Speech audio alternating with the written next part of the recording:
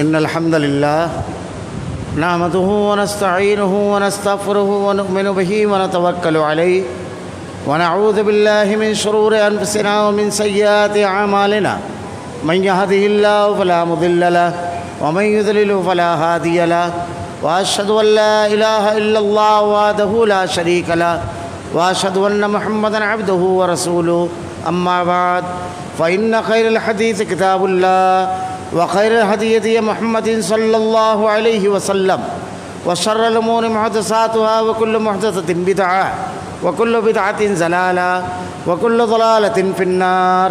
أعوذ بالله من الشيطان الرجيم. بسم الله الرحمن الرحيم. قاف والقرآن المجيد بل عجبوا أن جاءهم منذر منهم فقال الكافرون هذا شيء عجيب أإذا متنا وكنا ترابا ذلك رجع بعيد قد علمنا ما تنقص الأرض منهم وعندنا كتاب حفيظ بل كذبوا بالحق لما جاءهم فهم في أمر مريج أفلم ينظروا إلى السماء فوقهم كيف بنيناها وزيناها وما لها من فروج والأرض مددناها وألقينا فيها رواسي وأنبتنا فيها من كل زوج بهيج تبصرة وذكرى لكل عبد منيب ونزلنا من السماء ماء مباركا فأنبتنا به جنات وحب الحصيد والنخل باسقات لها طلع نضيد رزقا للعباد وأحيينا به بلدة ميتا كذلك الخروج كذبت قبلهم قوم نوح وأصحاب الرس وثمود وعاد وفرعون وإخوان لوط وأصحاب الأيكة وقوم تبع كل كذب الرسل فحق وعيد أفعينا بالخلق الأول بل هم في لبس من خلق جديد. قال الله تعالى في القرآن المجيد والفرقان الحميد. أعوذ بالله السميع العليم من الشيطان الرجيم. بسم الله الرحمن الرحيم. یا ایھا الذین آمنوا ادخلوا فی السلم کافۃ ولا تتبعوا خطوات الشیطان انہ لکم عدو مبین. تمام تعریفیں اللہ رب العالمین کے لیے جو تمام جہانوں کو ایک و ثنا خالق و مالک ہے، اور بے شمار درود و سلام اللہ کے آخری نبی حضرت محمد صلی اللہ علیہ وسلم پر. معزز حاضرین، اللہ رب العالمین نے حضرت آدم علیہ السلام کو سجدہ کرنے سے انکار کرنے پر ابلیس کو جب اپنے در سے نکالا، راندہ درگاہ کیا، تو ابلیس نے اس وقت تو دو باتیں، ایک تو اللہ سے قیامت تک کے چھوٹ مانگی، اور دوسرا یہ کہا کہ میں تیرے بندوں کے ہر راستے پر بیٹھوں گا، دائیں بائیں آگے پیچھے ہر جگہ بیٹھوں گا، اور انہیں ہر طریقے سے گمراہی کی طرف، انہیں ہر طریقے سے ضلالت کی طرف لے کر کے جاؤں گا. اور تب سے آج تک کے یہ کشمکش جاری ہے. اللہ رب العالمین نے اس وقت واضح طور پر ارشاد فرمایا کہ میرے وہ بندے جو میری طرف رجوع کریں گے، جو میری نازل کردہ ہدایت کی پابندی کریں گے، میں ان کی حفاظت کروں گا. شیطان انسان کو مختلف انداز میں گمراہ کرتا ہے اور مختلف انداز میں اس کو بہکاتا ہے. پہلی بنیادی چیزیں تو یہ ہے کہ وہ یہ چاہتا ہے کہ اس کے تمام اعمال کو وہ تباہ کر دے گا. تباہی کی پہلی شکل یہ کہ وہ نیکیوں سے محروم ہو جائیں، نیکی نہ کریں. اگر بالفرض وہ اگر اس میں ناکام ہو جاتا ہے کہ لوگوں کو نیکیوں سے روکنے میں، گناہ میں ملوث کرنے میں، تو نیکیاں ضائع کرنے والی جو چیزیں ہیں اس میں ملوث کر دیتا ہے. اللہ کے نبی صلی اللہ علیہ وسلم نے بیان فرمایا کہ عمل کی قبولیت کے تین بنیادیں ہیں جس کی بنیاد پر اللہ رب العالمین اعمال کو قبول فرماتا ہے. اگر یہ تین بنیادیں ٹھا دی جائیں، یہ تین بنیادیں اگر ختم کر دی جائے، تو آدمی کتنی بھی نیکی کرے، کتنے بھی اچھے اعمال کرے، کوئی چیز اس کے قابل قبول ہوتی نہیں ہے. کوئی بھی چیز، وہ بنیادی چیزیں ہیں. پہلی چیز ہے عقیدہ، دوسری چیز ہے اتباع سنت، اور تیسری چیز ہے اخلاص نیت. شیطان اگر کسی آدمی کو بدعقیدگی میں مبتلا نہیں کر پاتا، اگر کسی کو بدعات اور خرافات میں مبتلا نہیں کر پاتا، یہاں بھی ناکام ہوتا ہے، تو اس کی کوشش یہ ہوتی ہے کہ اس کے اندر اخلاص کو نکال لے وے۔ ہر مرحلے پر وہ یہ کوشش کرتا ہے کہ ایسا کام بنیادی کروا لے جس سے اس کی تمام نیکیاں ضائع ہو جائیں۔ اس لیے آدمی نیک عمل کرنے کے ساتھ ساتھ خاص طور سے یہ چیز کہ میری نیکیاں محفوظ ہے، یہ سب کے سب ضائع ہو جانے والی۔ پہلی چیز ہے عقیدہ، یہ بڑی اہم اور بنیادی چیز ہے۔ ہمارے یہاں عام طور پہ اس عنوان پر عام طور پر بڑی ہی تساہلی اور کم علمی پائی جاتی ہے، یہ بنیاد ہے۔ اگر حضرت لقمان کے واقعے کو آپ پڑھیں، حضرت لقمان علیہ السلام جنہیں اللہ رب العالمین نے حکمت سے نوازا تھا، پہلی نصیحت جو اپنے بیٹے کو کی ہے وہ یہی، یا بنی لا تشرک باللہ، اے میرے بیٹے اللہ کے ساتھ کسی کو شریک نہ کرنا۔ اگر عقیدہ نہیں ہوگا تو پوری زندگی کے اس کی ساری نیکیاں ضائع ہو جائے گی۔ بس اس کے لیے صرف ایک حدیث کافی ہے کہ اللہ کے نبی صلی اللہ علیہ وسلم سے جیسے ایک آدمی اخلاقیات، ہمارے یہاں لوگ درس دیتے ہیں کہ تعلیمی میدان میں، رفاعی میدان میں، فلاں میدان میں کام کرنا چاہیے۔ سارے میدانوں میں کام کرنے کی بنیاد ہے عقیدہ۔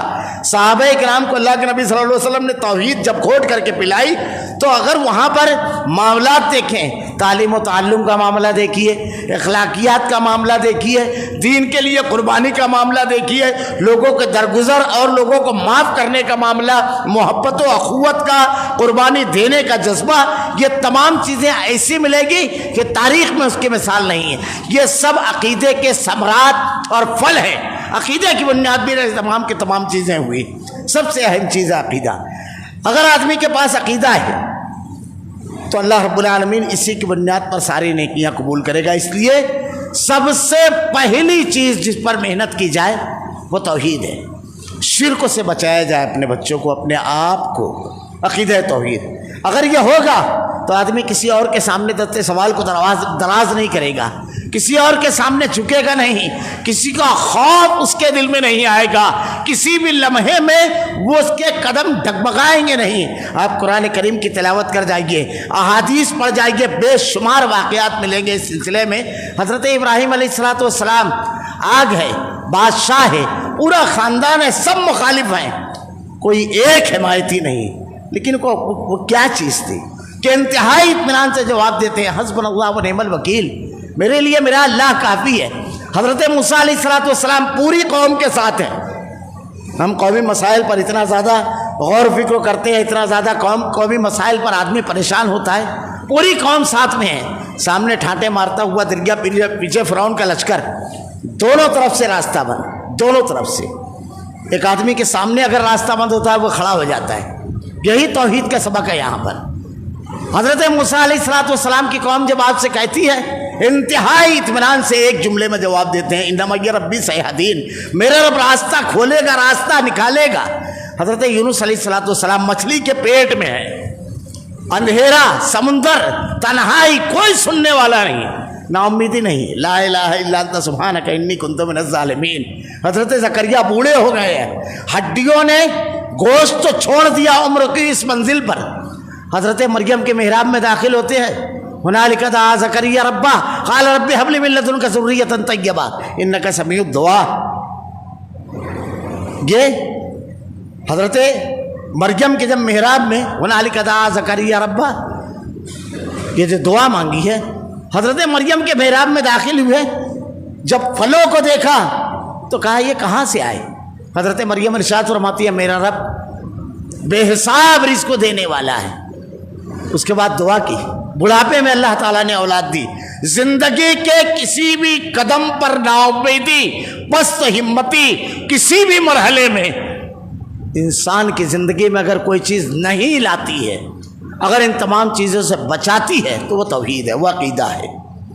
تمام نیکیوں کے قبولیت کی بنیاد، اس پر تو بے شمار آیتیں اور حدیثیں ہیں، اگر آدمی پڑھے تو کئی خطبے ناکافی ہو جائیں۔ اللہ تعالیٰ ارشاد فرماتا ہے اللہ نے مشرک پر جنت کو حرام قرار دیا ہے۔ کسی بھی عمل کو اللہ تعالیٰ قبول نہیں کرے گا اگر آدمی کے اندر شرک ہے۔ اللہ کے نبی صلی اللہ علیہ وسلم سے حضرت عائشہ نے دریافت کیا کہ اللہ کے نبی، عبداللہ بن جدعان یہ بڑے نیکی کے کام کرتا ہے، بڑے اچھے کام کرتا ہے، کیا اس کا کسی عمل کو اللہ قبول نہیں کرے گا، کسی نیکی کو؟ اگر آپ تاریخ پڑھیں تو اس کی دیگوں کا یہ عالم تھا کہ سوار سواری سے اترے بنا اپنا حصہ لے لیتا تھا. اتنی بڑی بڑی دیگ وہ لوگوں کے کھانے کے لیے چڑھایا کرتا تھا. رفائی کام اس کے ایسے تھے. اللہ کے نبی نے ارشاد فرمایا نہیں، اس لیے کہ اس نے ایک بار بھی نہیں کہا کہ اللہ ایک ہے، ایک بار بھی نہیں کہا. یہ بنیاد ہے. اور اگر یہ آ جاتا ہے، یہ عقیدہ آ جاتا ہے، یہ توحید، تو تربیت کیسی ہوتی ہے. یہ حضرت سمیہ کا واقعہ دیکھیے. ابو جہل برچھی لے کر کے کھڑا ہوا ہے. ہمارے یہاں آج خواتین خبریں آتی ہے، دل کٹ جاتا ہے، دل خون کے آنسو ہوتا ہے، سر شرم سے جھک جاتا ہے جب ایمان والی بیٹیاں اپنے عقیدے کی سوداگری کرتی ہے. رمضان المبارک کا ایک واقعہ کہ ایک مسلم بچی نے غیر مسلم سے شادی کی، لیکن اس نے روزے کی حالت میں روزہ توڑا تو پیشاب سے اس سے روزہ توڑوایا. یہ عقیدہ حضرت سمیہ کو کہاں پر کیا ڈگری دی گئی تھی؟ یہ حضرت سمیہ یہ عقیدہ تھا کہ وقت کے فرعون سے کہتی ہے، جب وہ کہتا ہے بول جان دے گی یا دین، معمولی سی خوشی، معمولی سی لذت، معمولی سی دنیا نہیں، بلکہ زندگی کا معاملہ تھا، سب کچھ قربان کرنا تھا.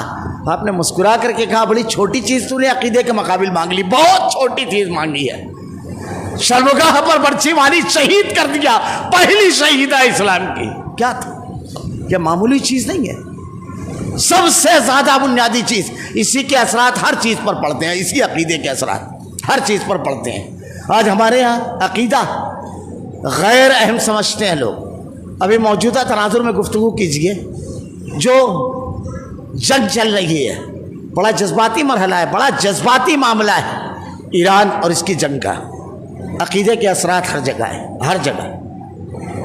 ایک بندہ مومن اگر کوئی ایک کام کرتا ہے تو وہ عقیدے کی بنیاد پر. الحب فی اللہ والبغض فی اللہ، محبت اللہ کے لیے، دشمنی اللہ کے لیے.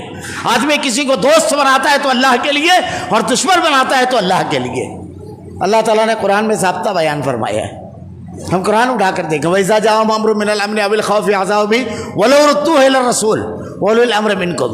تمہارے پاس اگر خوف اور امن کی کوئی خبر آئے تو پہلے اس کی تحقیق کر لیا کرو. پہلے جو صاحب امر ہیں، جو معاملہ فہمی کا، جن کو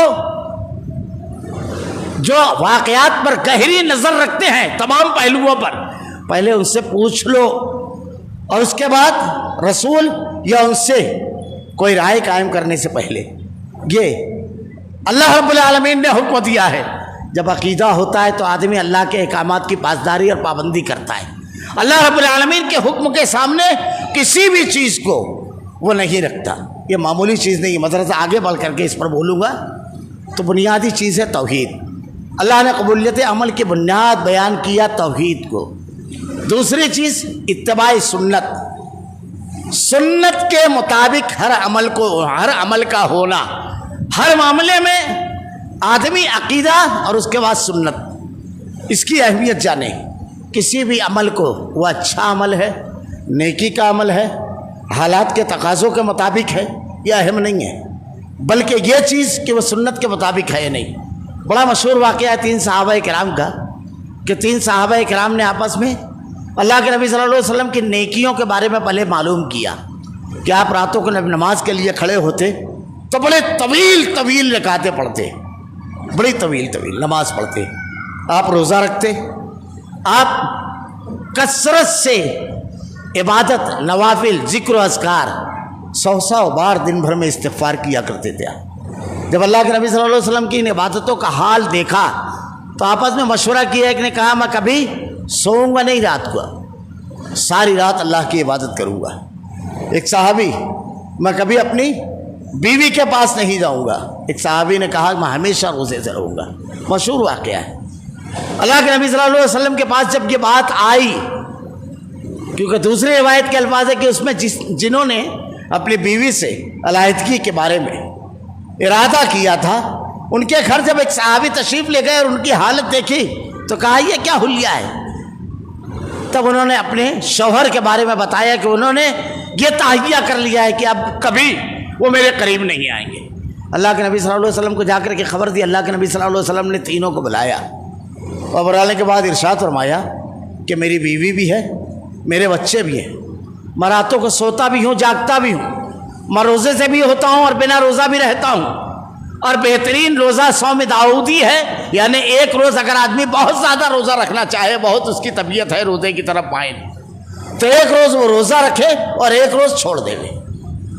یہ سنت نہیں ہے کہ آدمی بدعات اور خرافات میں مبتلا ہو جائے.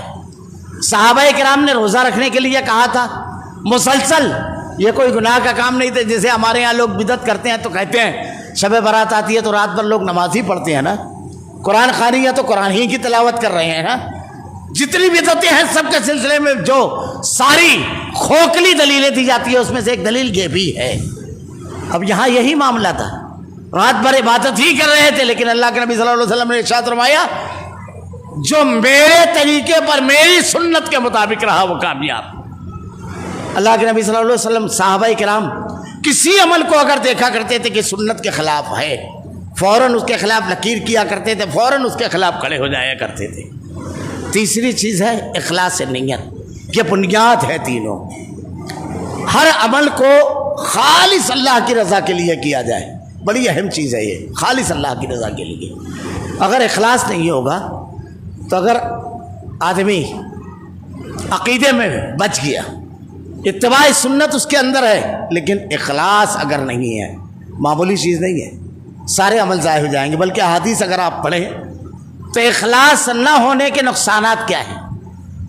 اخلاص نہ ہونے کے کبھی کبھی نیکی گناہ بن جاتی ہے. خالص اللہ کی رضا کے لیے کسی بھی عمل کو کرنا نیکی گناہ بن جاتی ہے. بڑی مشہور حدیث ہے, 3 لوگوں کو قیامت کے روز لایا جائے گا. ایک عالم حافظ قاری ہوگا, ایک مجاہد ہوگا اور ایک غنی ہوگا. اب جب تینوں کو لایا جائے گا تو اللہ رب العالمین اس سے جو عالم ہوگا, حافظ ہوگا, قاری ہوگا, خطیب ہوگا, سوال فرمائے گا کہاں عمر گزاری. کہے گا رب العالمین جب تیرے کلام کی تلاوت کرتا تو لوگ سر دھنتے, جب خطاب کرتا تو عش عش کرتے تھے, اور میرے خطاب کا منتظر رہا کرتے تھے لوگ. ساری چیزیں بتائے گا تیرے دین کے لیے جتنی کوشش تھی سب کی میں نے.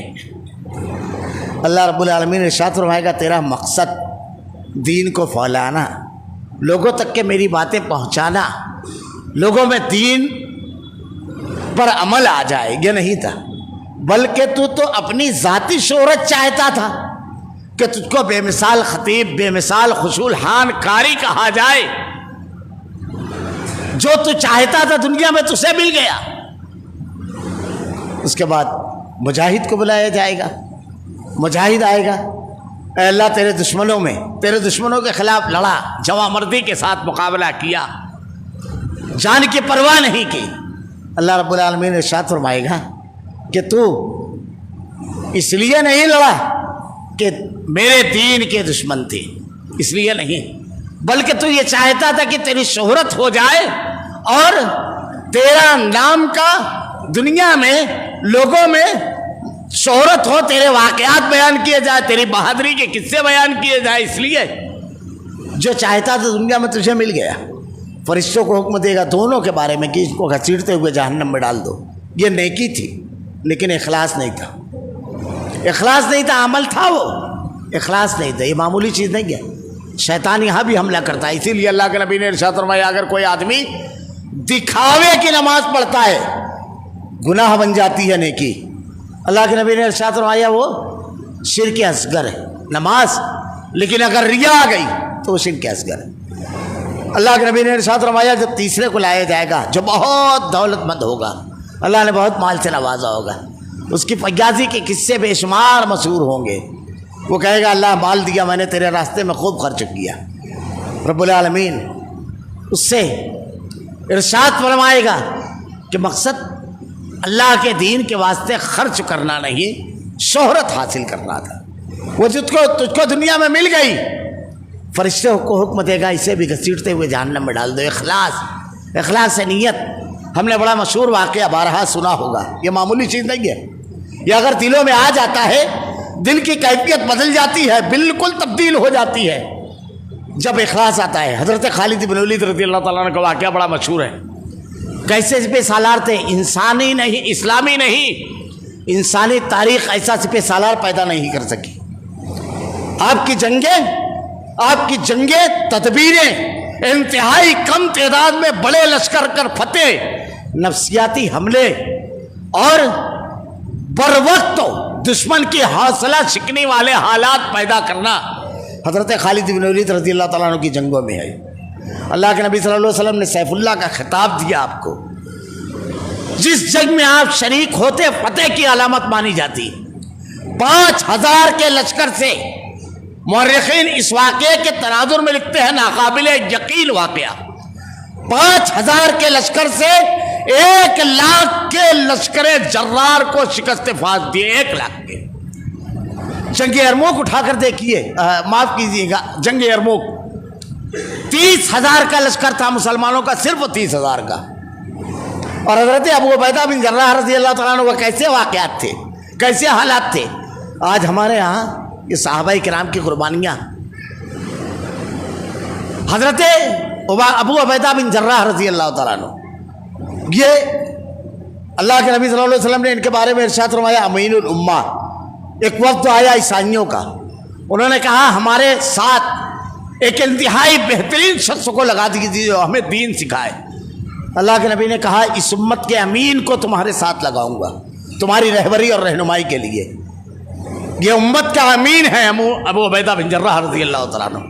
انہوں نے اپنے والد کو غزوہ بدر میں ان کے سامنے تھے, 3 مرتبہ کہا, 2 مرتبہ ہٹ جائیے ابو, سامنے نہ آئیے, یہ عقیدے کا معاملہ ہے.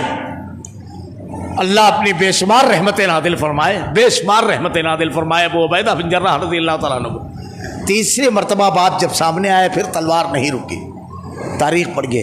آج ہمارے یہاں صحابہ کرام پر لوگ تنقیدیں کرتے ہیں, صحابہ کرام کے سلسلے میں لوگ طرح طرح کی باتیں کہتے ہیں. جو صحابہ کرام نے دین کے لیے قربانی دی ہے, انسانی بساط, انسان جب تصور کرتا ہے تو صرف دماغ نہیں روح تک کانپ جاتی ہے. کیا قربانیاں دی ہے, غزوہ بدر و غزوہ احد, ہجرت, یہ واقعات جو ہیں کیسی قربانیاں دی ہے. وہ کیسے لوگ تھے, کیسے اللہ کے دین کے لیے ان لوگوں نے اپنے آپ کو بدل دیا. میں اکثر ایک واقعہ کہتا ہوں, آپسی محبت, یہ واقعات اگر بیان کیا جائیں تو کئی خطبے ناکافی ہیں.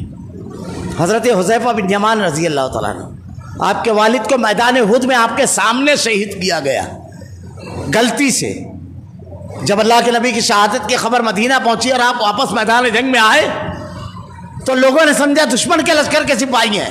صحابہ لپکے تلواریں لے کر حضرت ابو عبیدہ, حضرت حذیفہ کہتے ہیں لوگوں یہ میرے والد یمان ہے, یمان میرے والد. لیکن آپ کی آواز سے پہلے تلواریں اپنا کام کر گئی. ذرا تصور کیجئے اس درگزر صحابہ کے بارے میں اللہ نے ارشاد فرمایا رحماء بینہم, آپس میں رحم دل. کیسے معاف کرنے والے اور رحم دل تھے, کیسے تصور نہیں کر سکتا آدمی, روح تک کانپ جاتی ہے.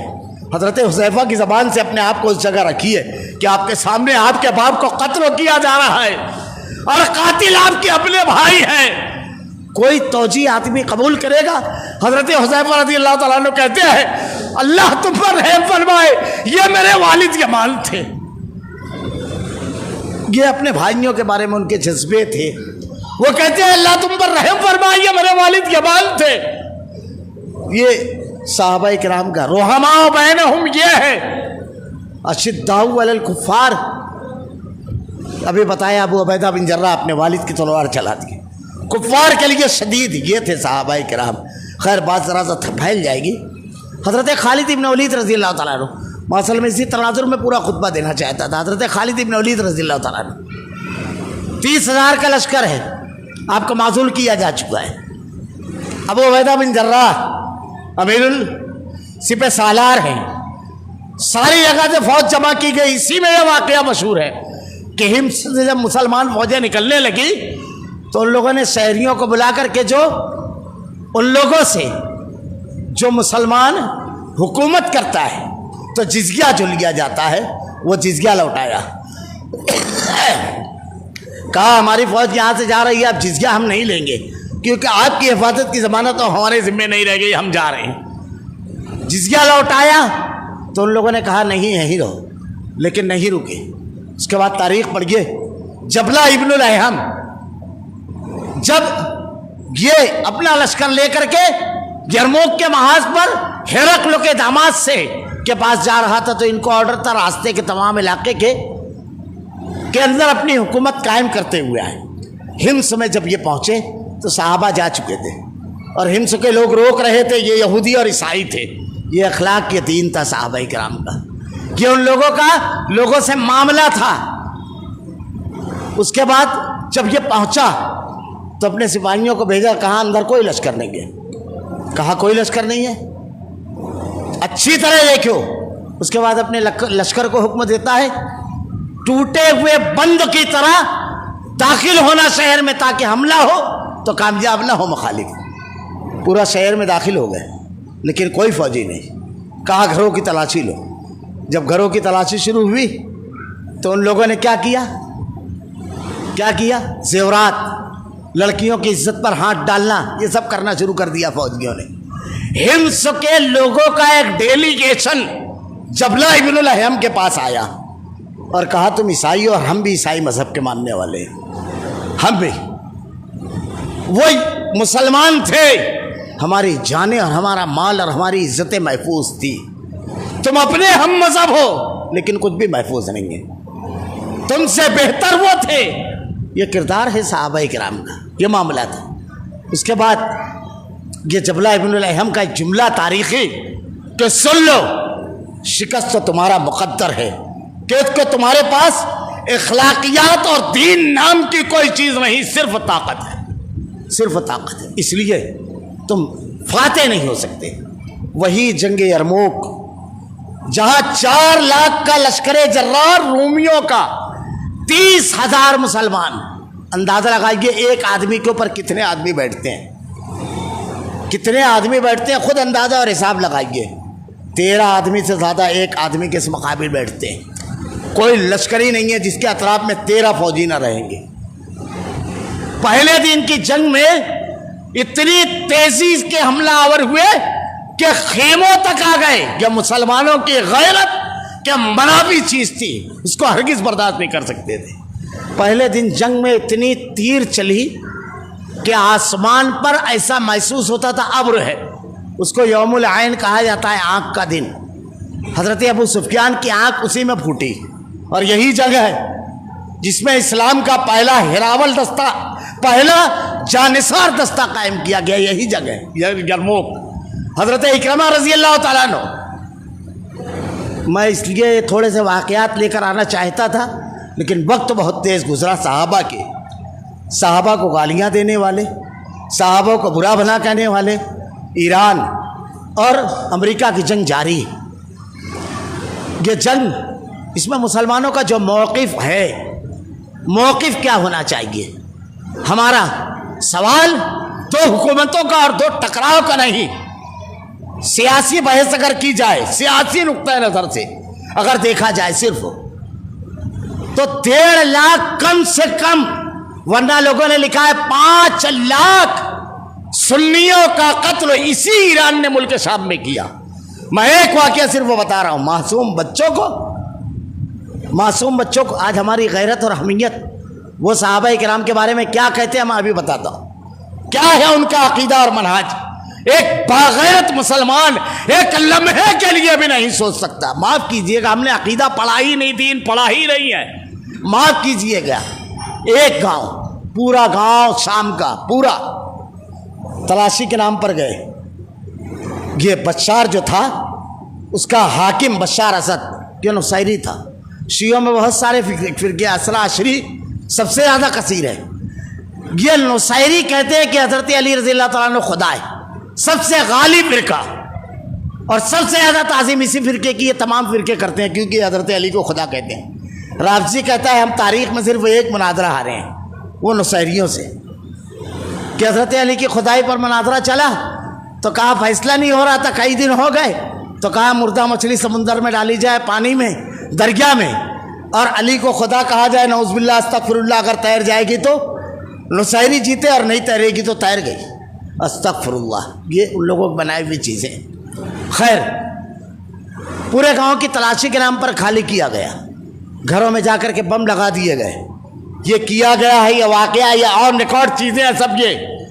اور اس کے بعد سب سے کہا گیا کہ اپنے گھروں میں جاؤ، اور ریموٹ سے پورے بم اڑا دیے گئے۔ 1 منٹ میں پورا گاؤں صفحہ ہستی سے مٹا دیا گیا۔ جرم صرف یہ تھا کہ وہ سب کے سب سنی تھے۔ اہواز کے علاقے میں جو قتل عام کیا ہے ان لوگوں نے، 1.5 لاکھ کم سے کم تعداد، 5 لاکھ تک بیان کرتے ہیں۔ عراق میں جس طرح یہودیوں اور عیسائیوں کے ساتھ مل کر کے عیسائیوں کے ساتھ قتل عام مسلمانوں کا کیا گیا، مسجدوں کو امام باڑے میں تبدیل کیا گیا، لاکھوں نوجوان آج بھی لاپتہ ہیں جن کا کوئی پتہ اور ٹھکانہ نہیں ہے۔ آج بھی ہم یمن میں حوثیوں نے کیا کیا، لبنان میں مسلمانوں کے ساتھ کیا ہوا، پوری تاریخ اٹھا کر کے دیکھیے۔ سیاسی نقطۂ نظر سے کم بڑے قاتل ہیں۔ 1.5 کروڑ شام کے لوگوں کو پناہ گزین بننے پر مجبور کیا گیا، بے گھر۔ کتنا یہودیوں نے کیا، ریشو اٹھا کر دیکھیے، یہودیوں سے زیادہ ہے۔ ہمدردی یہ تو صرف سیاسی بنیاد پر، آج 10 شرطیں 20 شرطیں، یہ جو ڈھکوسلا چل رہا ہے، اس میں غزہ کی بھی کوئی شرط ہے کہ معصوم بچوں کو جو مارا گیا ان کا بدلہ چاہیے، جو عمارتیں توڑی گئی ان کو بنا کر دو، ہاسپٹل اور تعلیمی ادارے ان کو بتا کر دو، جو نقصان ہوا ہے اس کی بھرپائی غزہ میں مستقل جنگ ہے۔ کچھ ایک شرط نہیں اور ہو بھی نہیں سکتی۔ میں صرف یہ بتا رہا ہوں، ہمارے یہاں جو محبت کا اظہار کرتے ہیں، ان کے عقیدے کیا ہے؟ میرے پاس ایک کتاب ہے، جس کی ضرورت ہے مجھ سے رابطہ کرے۔ اماں عائشہ کو دل کانپ جاتا ہے بیان کرتے ہوئے، وہ گالی لکھی ہے جو سڑک چھاپ قسم کا گڈا روڈ پر بکتا ہے، ماں اور بہن کی گالی تحریر میں ہے۔ اماں عائشہ کو ان کے ہاں عقیدے میں ہے سب سے بدترین عذاب جہنم میں کس کو ہوگا جانتے ہو؟ یہ ان کے عقیدے کا معاملہ ہے۔ میں جتنی باتیں بیان کر رہا ہوں سب چیزیں موجود ہیں، اور آج تو نیٹ کا دور ہے، آپ ابھی ڈال لیا ابھی نکال لیجیے۔ 4 لوگوں کو سب سے بدترین عذاب ہوگا، حضرت ابو بکر، حضرت عمر، فرعون، نمرود۔ بعض روایتوں میں 5، حضرت عثمان کا اس میں اضافہ ہے، بعض میں 6، بعض میں 7، شداد اور حضرت صالح کی اونٹنی، مگر ہر جگہ ابو بکر عمر رضی اللہ تعالیٰ عنہ ہے، ہر جگہ۔ ان کے یہ عقیدے کی کتابوں میں لکھا ہوا ہے، تمام صحابہ اللہ کے نبی کے بعد مرتد اور کافر، تمام صحابہ 5 کو چھوڑ کر، حضرت علی، حضرت ابو ذر غفاری، حضرت سلمان فارسی، عمار ابن یاسر، مقداد ابن اسود۔ ان کے ہاں آج بھی ایران میں ایسے بھانڈے بکتے ہیں جو لیٹرین میں لگائے جاتے ہیں، جس کے پیر رکھنے کے مقام پر بیان کرتے ہوئے کلیجہ کانپتا ہے۔ بے غیرتی! تمہارے باپ کو اگر کوئی شخص کو کچھ کہہ دے ہوئے تو زندگی پر پلٹ کر چاہے وہ سگا چچا ہو، آدمی دیکھتا نہیں ہے۔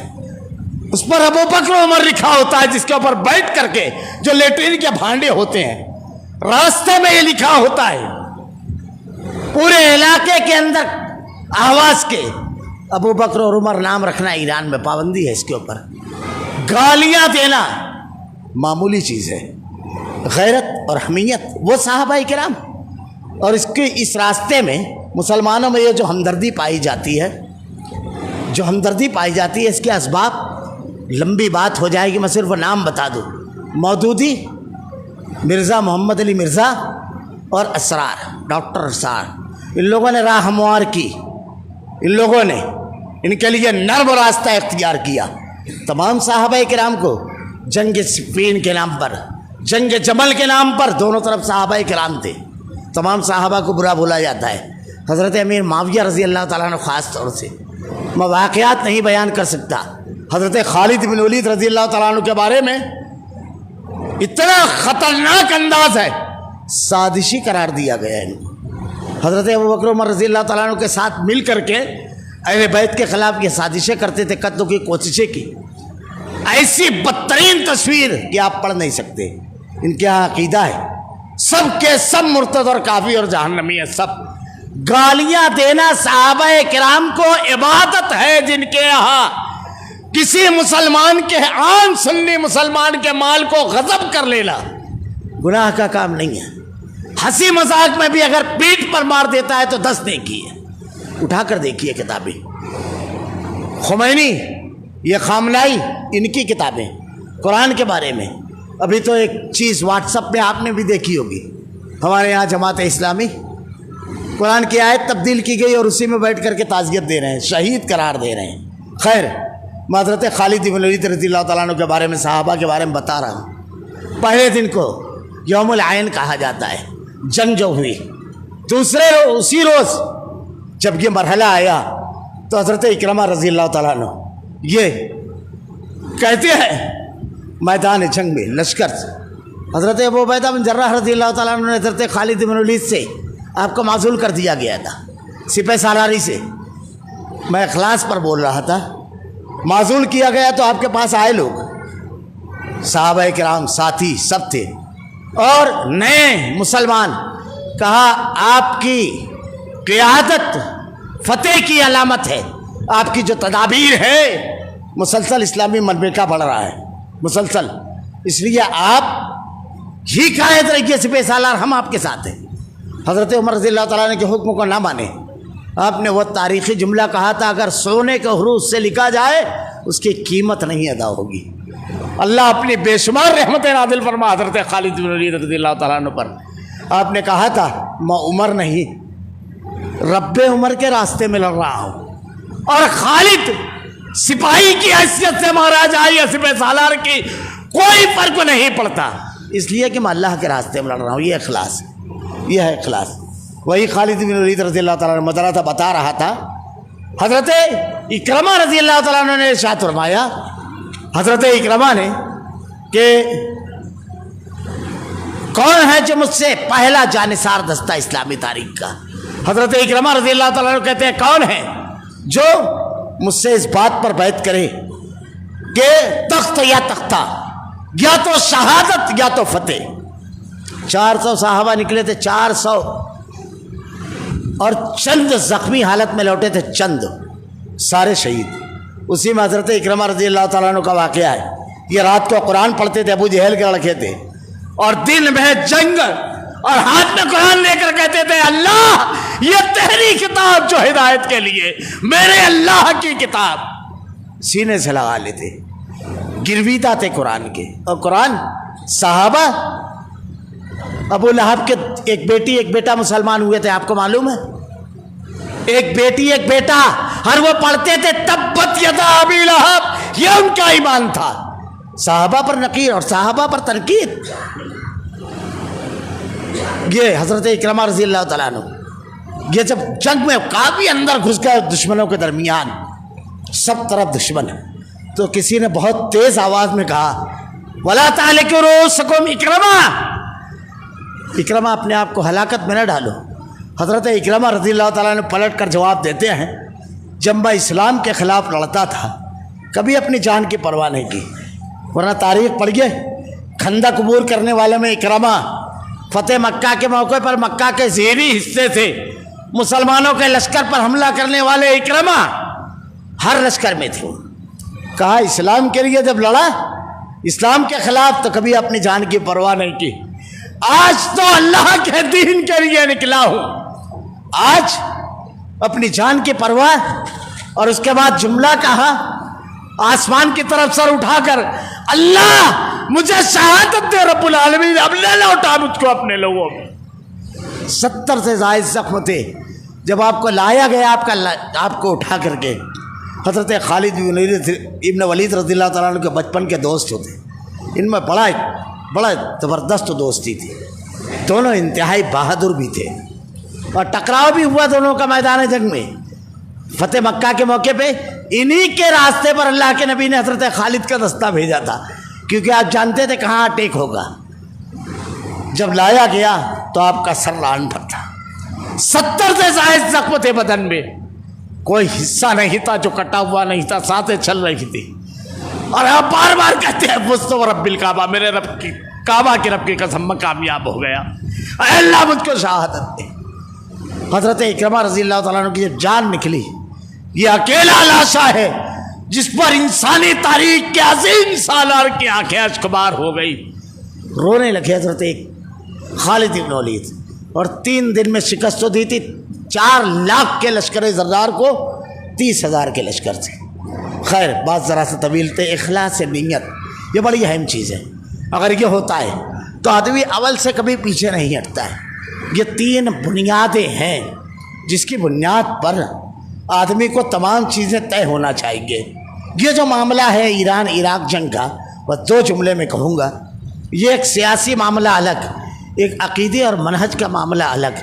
کیا ہم وہ صحابہ کرام کو گالیاں دینے والے، اللہ کہتا ہے من سے راضی اور اللہ ان سے راضی، وہ لوگ جو مسلمانوں کا قتل عام کرنے والے، آپ کو حمایت کے لیے کسی نے مجبور نہیں کیا گیا، آپ خاموشی اختیار کیجیے، سکوت اختیار کیجیے، لیکن ظالموں کی، صحابہ کو گالیاں دینے والے اور مسلمانوں کا قتل عام کرنے والوں کی حمایت کر کے ایمانی غیرت و حمیت کی سوداگری تو کم سے کم نہ کیجیے۔ یہ معمولی چیز نہیں ہے۔ آج بہت سارے لوگ جذباتی انداز میں گفتگو کر رہے ہیں، یہ عقیدے اور منہج کی بات ہے۔ صحابہ کرام کے بارے میں کسی بھی قسم کا تبصرہ کرنے سے پہلے صحابہ کرام کے بارے میں جو منہج ہے اس کے بارے میں قرآن و حدیث کا مطالعہ کرنا چاہیے۔ اللہ تعالیٰ کہتا ہے رضی اللہ عنہم ورضوا عنہ، اللہ ان سے راضی وہ اللہ سے راضی۔ یہ صحابہ کرام سے ناراض، اللہ ان سے راضی، یہ صحابہ کو گالیاں دینے والے۔ اللہ نے کہا جنتی، پڑھیے قرآن، والذین ہاجروا وجاہدوا، پڑھیے قرآن کریم۔ اللہ تعالیٰ کہتا ہے مہاجرین کے لیے، انصار کے لیے کہ یہی کامیاب ہے، یہی مومن اولئک المؤمنون حقا لہم مغفرۃ ورزق کریم۔ یہ معمولی چیزیں نہیں ہیں۔